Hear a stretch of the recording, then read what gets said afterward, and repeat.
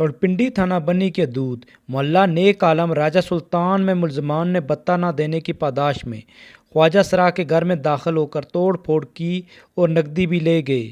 उन्होंने फ़ोन पर धमकियां भी दी। ख्वाजा सरा शिराज खान और फौजिया पठानी ने थाना बनी में दरख्वास्त भी दे दी।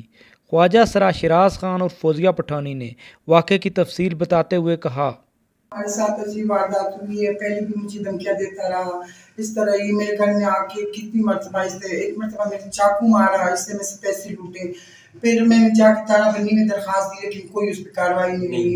अभी ये दोबारा फिर मेरे घर में आए दिन दिहाड़े इधर मेरे घर में डकैती करके गए हैं। मेरे 3 लाख रुपया नकद घर में पड़ा हुआ था, वो उठा के लेके गए, मेरे सामान की तोड़ फोड़ की है और हमारी कोई सुनवाई नहीं है।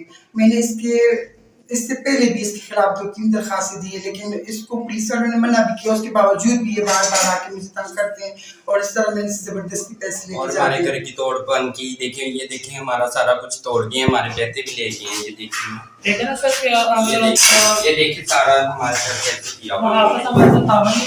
हमारे साथ हम मजबूर है, थोड़ा सा तुम्हारी देखो क्या करके हमारे साथ क्या हुआ है।